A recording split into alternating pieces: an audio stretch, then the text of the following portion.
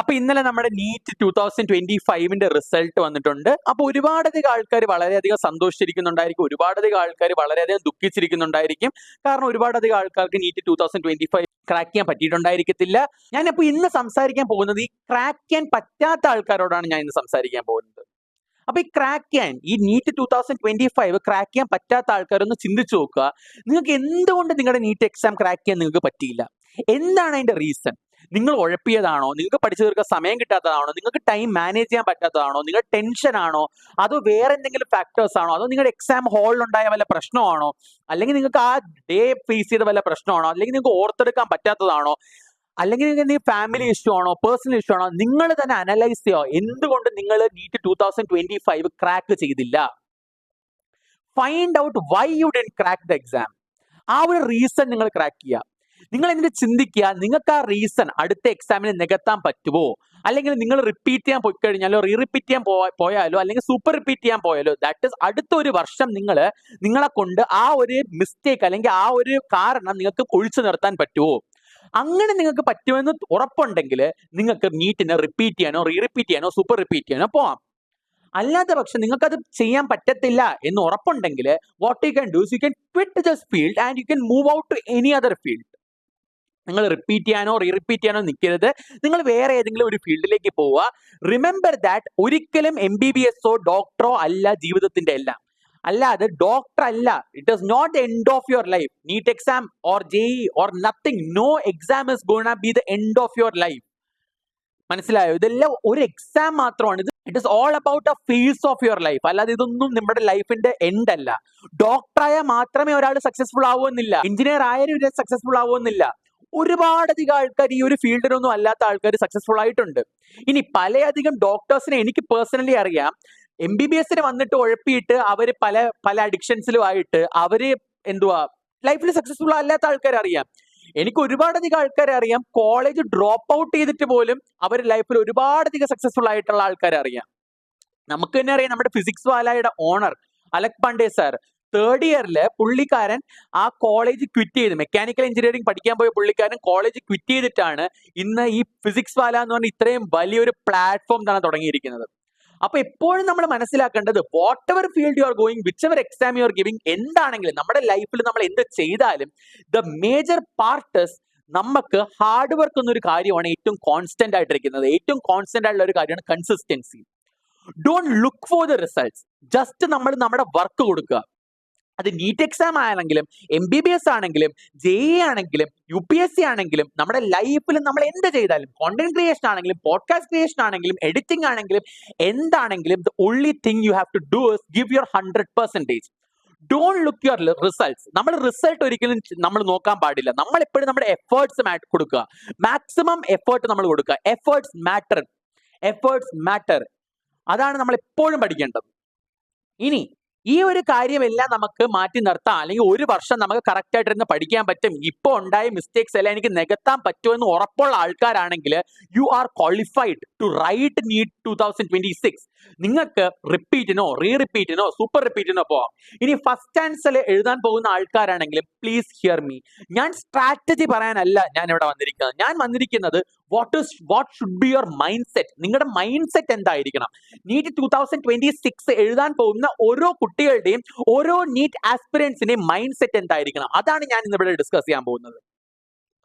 അപ്പൊ നമുക്ക് എല്ലാ ആൾക്കാർക്കും അറിയാം, നീറ്റിൽ ഒരുപാടധികം കാര്യം പഠിക്കാനുണ്ട്. ഫിസിക്സ്, കെമിസ്ട്രി, ബയോളജി, 3 സബ്ജക്റ്റും ഈ 90ഓളം ചാപ്റ്റേഴ്സ് ഫിസിക്സ്, കെമിസ്ട്രി, ബയോളജിയിലെയും ഒരു ദിവസം, അതായത് 3 മണിക്കൂറിൽ നമുക്ക് ഓർത്തെടുക്കാൻ പറ്റണം. അതിന്റെ ക്വസ്റ്റ്യൻസ് ആ സ്റ്റിപ്പുലേറ്റഡ് എമൗണ്ട് ഓഫ് ടൈമിൽ നമുക്ക് ചെയ്ത് തീർക്കാൻ പറ്റണം. എന്നാൽ മാത്രമേ നമുക്ക് ഈ എക്സാം ക്രാക്ക് ചെയ്യാൻ പറ്റത്തുള്ളൂ. അപ്പൊ what should be your mind set? അതാണ് ഇവിടെ ഏറ്റവും കൂടുതൽ ഇമ്പോർട്ടന്റ് ആയിട്ടുള്ള കാര്യം. നിങ്ങൾ മനസ്സിലാക്കേണ്ടത്, ഈ നീറ്റ് എന്ന് പറയുന്നത് ഒരു കോമ്പറ്റേറ്റീവ് എക്സാം ആണ്. നീറ്റ് അല്ല, JEE അല്ല, UPSC അല്ല, ഏതൊരു കോമ്പറ്റേറ്റീവ് എക്സാമിന്റെ മെയിൻ മൈൻഡ് സെറ്റ് എന്ന് പറഞ്ഞു കഴിഞ്ഞാൽ മറ്റൊരാളെക്കാളും കൂടുതൽ മാർക്ക് നമ്മൾ മേടിക്കുക. It's all about the brownie point. നമ്മൾ എപ്പോഴും മനസ്സിലാക്കേണ്ട ഒരു കാര്യം, നമ്മളിവിടെ 1 മിനിറ്റോ 1 സെക്കൻഡോ കളയുമ്പോഴേ അവിടെ വേറെ ഏതെങ്കിലും ഒരു സ്ഥലത്തിരുന്ന്, ഇന്ത്യയിലെ വേറെ ഏതെങ്കിലും സ്ഥലത്തിരുന്ന് ഒരു കുട്ടി വർക്ക് ചെയ്യുന്നുണ്ടായിരിക്കും. അപ്പൊ അതാണ് നമ്മൾ മനസ്സിലാക്കേണ്ടത്. നമുക്ക് മറ്റവനേക്കാൾ എത്ര മാർക്ക് നമുക്ക് കൂടുതൽ വാങ്ങിക്കണം. It's all about that brownie points you are going to get. അതാണ് നമുക്ക് ഏറ്റവും കൂടുതൽ നമുക്ക് ഇമ്പോർട്ടന്റ് ആയിട്ടുള്ള ഒരു കാര്യം. അപ്പം നീറ്റ് എഴുതാൻ പോകുന്ന ഓരോ കുട്ടികളുടെ മൈൻഡ് സെറ്റ് എന്ന് പറയുമ്പോൾ ഇതായിരിക്കണം. കാരണം എനിക്ക് മറ്റൊരാളെക്കാളും കൂടുതൽ മാർക്ക് മേടിക്കണം. അപ്പൊ അതായിരിക്കണം ഏറ്റവും കൂടുതലുള്ള ഒരു കാര്യം. ഇപ്പൊ എന്റെ ഒരു ഫ്രണ്ട് ഉണ്ട്, വളരെ ഒരു ക്ലോസ് ആയിട്ടുള്ള ഒരു ഫ്രണ്ട് ഉണ്ട്. കറന്റ് ഇപ്പൊ അവൻ കോഴിക്കോട് മെഡിക്കൽ കോളേജിലാണ്, 4th ഇയർ പഠിക്കുവാണ്, ഇപ്പൊ എക്സാം എഴുതാൻ പോവാണ്. വളരെ എന്റെ ക്ലോസ് ആയിട്ടുള്ള ഫ്രണ്ട് ആണ്. അപ്പൊ അവൻ എന്താ ചെയ്യുന്നത് വെച്ചാൽ അവൻ ബ്രില്യന്റിലാണ് റിപ്പീറ്റ് ചെയ്തത്. അപ്പൊ അവന്റെ റൂമിൽ, അപ്പൊ അവൻ രാത്രി ഒരു 3 മണിയൊക്കെ അവൻ കിടക്കാൻ പോകും. ഈ കിടക്കാൻ പോകുമ്പോൾ എന്ത് ചെയ്യുന്ന വെച്ചാല് അവന്റെ റൂമിന്റെ കോറിഡോറിൽ ആരെങ്കിലും വന്ന് നിന്ന് സംസാരിക്കണുണ്ടെങ്കിൽ അവന് ചിലപ്പോൾ ഉറങ്ങാൻ പറ്റത്തില്ല. ഡിസ്റ്റർബൻസ് ആണെങ്കിൽ അവൻ എന്ത് ചെയ്യും, അവൻ എണീറ്റ് വന്നിരുന്ന് കിട്ടുന്ന ആ നേരമെങ്കിലും ഇരുന്ന് പഠിക്കും. എന്നിട്ട് അവര് പോകുമ്പോൾ ഇവൻ വന്ന് കിടന്നുറങ്ങും. സോ അങ്ങനെ എഫേർട്ട് എടുത്തിട്ടാണ് he got into Calicut medical college. അപ്പോ എനിക്ക് പറയാനുള്ളത്, നമുക്ക് നമ്മുടെ സെക്കൻഡ് നമ്മൾ കളയുന്ന ഓരോ മിനിറ്റും വേറൊരു കുട്ടി വർക്ക് ചെയ്യുമായിരിക്കും. അപ്പൊ ആ ഒരു കാര്യം നമ്മൾ എപ്പോഴും മനസ്സിലാക്കണം. ആ ഒരു കാര്യമായിരിക്കണം നമ്മളെ ഫോർവേഡിലേക്ക് കൊണ്ടുപോകുന്നത്.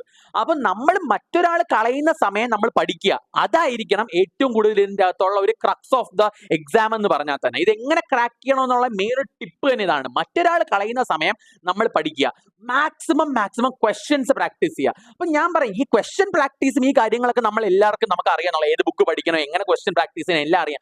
പക്ഷെ ഇതിന്റെ മൈൻഡ് സെറ്റ് ആരും പറഞ്ഞു തരത്തില്ല. ഓൾവേസ് നമ്മൾ എപ്പോഴും മനസ്സിലാക്കണം.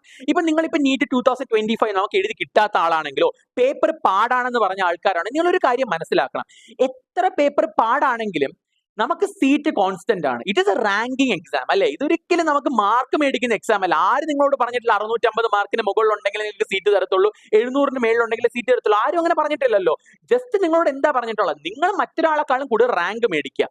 അപ്പോ പരീക്ഷ പാടാണെങ്കിൽ എല്ലാ ആൾക്കാരുടെയും മാർക്കും കുറയും. അപ്പൊ അതിന്റെ അകത്ത് നിങ്ങൾ ബെസ്റ്റ് ആയാൽ മതി. മനസ്സിലായില്ലേ? ഇപ്പൊ പേപ്പർ ഈസി ആണെങ്കിൽ നിങ്ങൾ 650-700 മാർക്ക് മേടിക്കണം. അപ്പൊ എപ്പോഴും ഇമ്പോർട്ടന്റ് എന്ന് പറയുമ്പോൾ നമുക്ക് ബാക്കി ഒരാളെക്കാളും നമ്മുടെ മാർക്ക് എത്രയാണ്, ആ കമ്പാരിസൺ ആണ് ഇവിടെ ഇമ്പോർട്ടന്റ്. ബാക്കി ഒരാളെക്കാളും എനിക്ക് എത്ര അറിയാം, ബാക്കി ഒരാളെക്കാളും ഞാൻ എത്ര ക്വസ്റ്റ്യൻ പഠിച്ചു. അപ്പൊ ഇതാണ് റാങ്കിങ് സിസ്റ്റം അല്ലെങ്കിൽ കോമ്പറ്റേറ്റീവ് എക്സാമിന്റെ ഒരു എന്തോ പറയാൻ, ഒരു ബെനിഫിറ്റ് എന്ന് തന്നെ പറയാം. അപ്പോൾ നമ്മളൊരു ഡിസ്ക്രിപ്റ്റീവ് എക്സാം എഴുതും, റാങ്കിങ് സിസ്റ്റം അല്ലാത്ത പെർസെന്റേജ് എക്സാം ആണെങ്കിൽ അവിടെ ഒരു ഇവാലുവേറ്റേഴ്സിന്റെ മൂഡ് അനുസരിച്ചിരിക്കും, ഇവാലുവേറ്റേഴ്സിനെ ഡിപ്പെൻഡ് ചെയ്തിരിക്കും, അങ്ങനെയൊക്കെ ഒരുപാട് കാര്യമുണ്ട്. പക്ഷെ ഇവിടെ എന്ന് പറയുമ്പോൾ it is very fair and very transparent. കാരണം ഇവിടെ നിങ്ങൾ പഠിച്ചിട്ടുണ്ടെങ്കിൽ നിങ്ങൾക്ക് മാർക്ക് കിട്ടും. ഇത് പേപ്പർ ഭയങ്കര ടഫ് ആണെങ്കിൽ ആര് നിങ്ങളോട് പറഞ്ഞിട്ടില്ല നിങ്ങൾ ഫുൾ ക്വസ്റ്റ്യൻ എഴുതിയാലേ നിങ്ങൾക്ക് നീറ്റ് തരത്തുള്ളൂ എന്ന്? ആരും നമ്മളോട് പറഞ്ഞിട്ടില്ല. ഇപ്പൊ തന്നെ നമ്മൾ എടുത്താൽ തന്നെ അറിയാം, കഴിഞ്ഞ വർഷം പേപ്പർ ഭയങ്കര ഈസി ആയതുകൊണ്ട് 720 ഉണ്ടായിരുന്നു. അതും 60 പരം കൂട്ടും, അതും 60+ സ്റ്റുഡൻസിന് 720 ഉണ്ടായിരുന്നു. ഇപ്പൊ 2020 എടുത്ത one of the easiest paper in the history of NEET, അത് എടുത്താൽ 2 പേർക്ക് 720 ഉണ്ടായിരുന്നു. അപ്പോ പക്ഷെ ഇപ്രാവശ്യത്തെ പേപ്പർ വളരെ ടഫ് പേപ്പർ, 2016 മോഡൽ പേപ്പർ ആയപ്പോൾ ഇവിടുത്തെ ഓൾ ഇന്ത്യ ഫസ്റ്റ് റാങ്ക് 686 ആണ്. ഒരു 530 വാങ്ങിച്ച കുട്ടിക്കും ഒരു ഗവൺമെന്റ് സീറ്റ് കിട്ടും. അപ്പോൾ ഞാൻ പറയുന്ന കാര്യം എന്ന് വെച്ചാൽ it is N ranking exam. Ranking exam ആകുമ്പോൾ പേപ്പർ എത്ര ഡിഫിക്കൽട്ട് ആണെങ്കിലും നിങ്ങൾ കറക്റ്റ് ആയിട്ട് NCERT പഠിച്ചോളൂ, നിങ്ങൾ കറക്റ്റ് ആയിട്ട് പഠിച്ചോളൂ, നിങ്ങൾ സമയം കളയാതെ വർക്ക് ചെയ്തിട്ടുണ്ടെങ്കിൽ നിങ്ങൾക്ക് റിസൾട്ട് കിട്ടും. അതാണ് ഈ ഒരു എക്സാമിന്റെ പ്രത്യേകത എന്ന് തന്നെ പറഞ്ഞാൽ. അപ്പൊ നിങ്ങൾ മാക്സിമം എന്താ ചെയ്യേണ്ടത്, നിങ്ങൾ സമയം കളയാതിരുന്ന് പഠിക്കുക. ഇനി അടുത്ത കാര്യം, റിപ്പീറ്റ് ചെയ്യുന്ന റിപ്പീറ്റ് ചെയ്യുന്ന ഈ പഠിക്കുന്ന കുട്ടികൾക്ക് മെയിൻ ആയിട്ട് വരുന്ന ഒരു കാര്യമാണ് ലോൺലിനെസ്.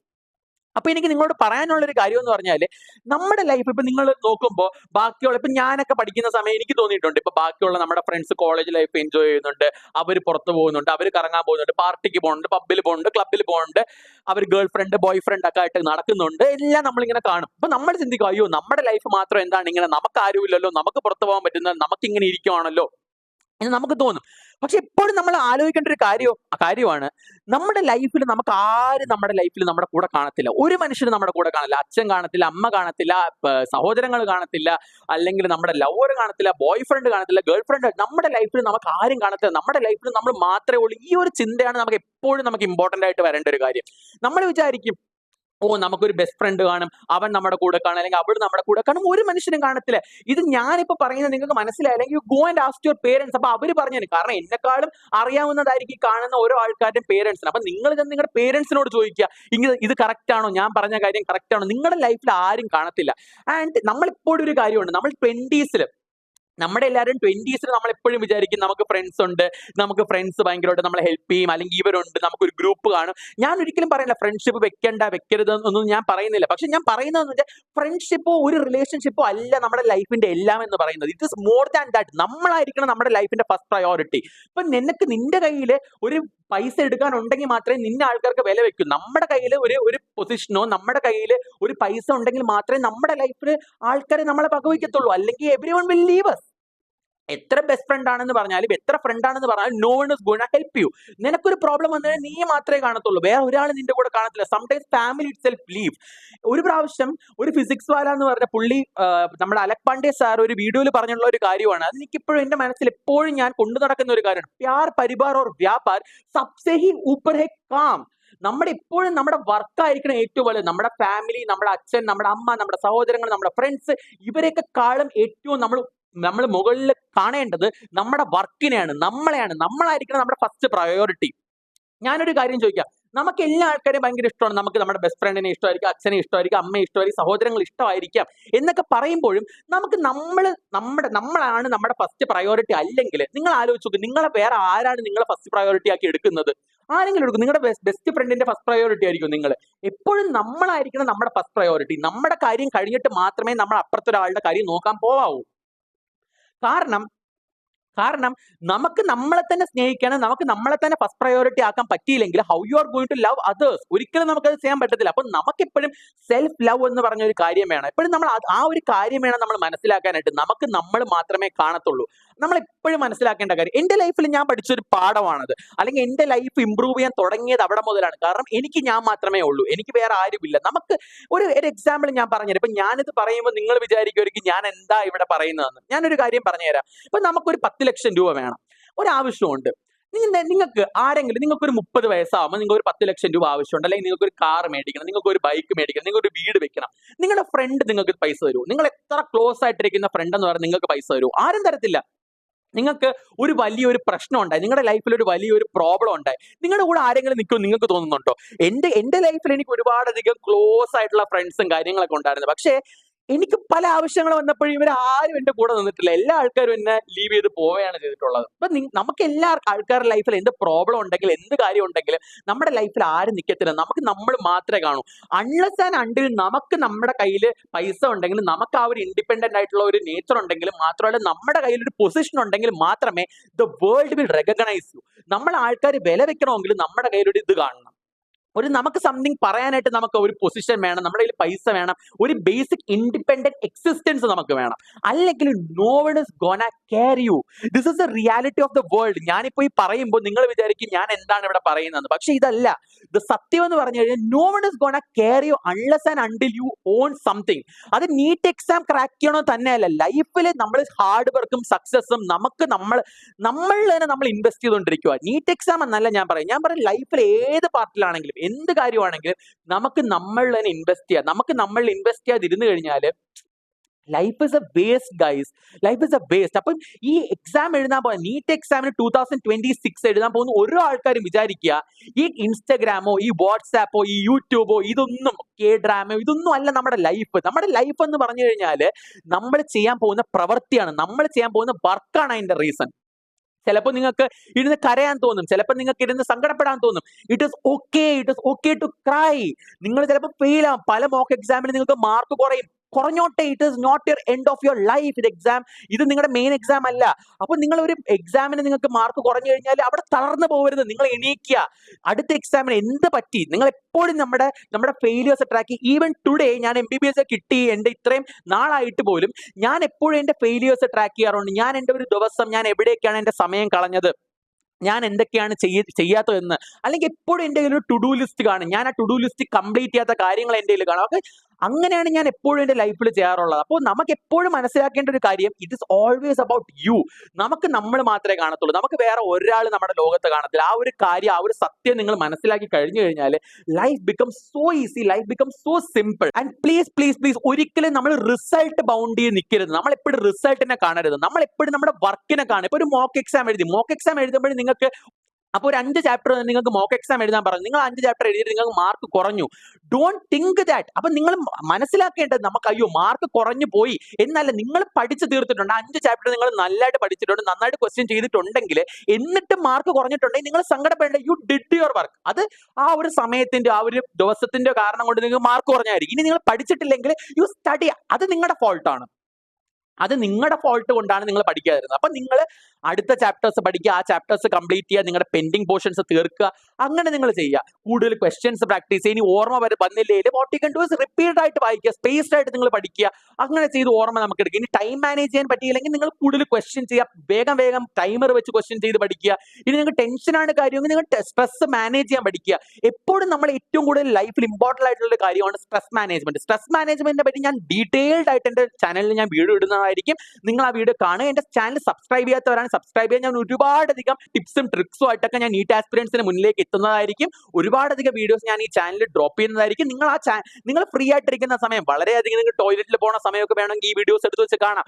അല്ല, നിങ്ങൾ ഞാൻ ഒരിക്കലും എന്റെ വ്യൂസ് കൂടാൻ വേണ്ടി ഞാൻ ഒരിക്കലും നിങ്ങളോട് പറയത്തില്ല എന്റെ വീഡിയോ നിങ്ങൾ കണ്ടുകൊണ്ടിരിക്കണം എന്ന് ഞാൻ പറയത്തില്ല. നിങ്ങൾക്ക് വളരെയധികം നിങ്ങൾ ലീഷർ ടൈം എടുക്കുന്ന സമയം, കഴിക്കുമ്പോഴോ ടോയ്ലറ്റിൽ പോണ സമയം, ആ സമയം നിങ്ങൾക്ക് വേണമെങ്കിൽ എന്റെ വീഡിയോസ് കാണാം. അതിന്റെ അകത്തുനിന്ന് ടിപ്സ് നിങ്ങൾക്ക് എടുക്കാം. എപ്പോഴും നിങ്ങൾ മനസ്സിലാക്കേണ്ട ഒരു കാര്യം മക്കളെ, ആരും നമ്മുടെ ലൈഫിൽ നമ്മുടെ കൂടെ കാണത്തില്ല. ഒരു മനുഷ്യൻ നമ്മുടെ കൂടെ കാണത്തില്ല. അത് നിങ്ങളുടെ ഫ്രണ്ട് ആയിക്കോട്ടെ, നിങ്ങളുടെ അച്ഛനായിക്കോട്ടെ, നിങ്ങളുടെ അമ്മ ആയിക്കോട്ടെ, നിങ്ങളുടെ സഹോദരങ്ങളായിക്കോട്ടെ, no one is gonna be with you. നിങ്ങൾ എപ്പോഴും നിങ്ങളുടെ മനസ്സിൽ, അല്ലെങ്കിൽ നിങ്ങൾ ഇന്ന് ഈ ഒരു വീഡിയോ കഴിയുമ്പോൾ നിങ്ങളുടെ ടേക്ക് ഹോം മെസ്സേജ് ആയിരിക്കണം, no one is gonna with you. അത് നിങ്ങൾക്ക് നീറ്റ് കിട്ടിയാലും ശരി, MBBS കിട്ടിയാലും ശരി, MBBS കിട്ടിയില്ലെങ്കിലും ശരി, എന്ത് കോഴ്സിന് പോയാലും ശരി, no one is gonna with you. You are only there for yourself. ഈ ഒരു കാര്യമാണ് എന്റെ ഈ ഒരു വീഡിയോയുടെ ടേക്ക് ഹോം മെസ്സേജ്. അപ്പൊ ഈ ഒരു മൈൻഡ് സെറ്റ് വെച്ചിട്ട് വേണം നിങ്ങൾ ഈ എക്സാമിനെ കാണാനായിട്ട്. നമ്മൾ മാത്രമേ ഉള്ളൂ. അപ്പൊ നമ്മൾ ഈ എക്സാം എഴുതി ക്രാക്ക് ചെയ്യണം. നമ്മൾ മാക്സിമം നമ്മുടെ ലൈഫിന് വേണ്ടി ഇൻവെസ്റ്റ് ചെയ്യുക, മാക്സിമം നമുക്ക് എഫേർട്ട് ഇടുക. ഈ ഒരു കാര്യം നിങ്ങൾ ചെയ്തിട്ടുണ്ടെങ്കിൽ ഷുവർലി MBBS എന്നല്ല, നീറ്റ് എന്നല്ല, നിങ്ങൾ ഏതൊരു കാര്യം നിങ്ങളുടെ ലൈഫിലേക്ക് ചെയ്യാൻ പോയാലും നിങ്ങൾ സക്സസ്ഫുൾ ആവും. And thank you so much. Till then it's me Pranav P Nair signing off. Bye bye.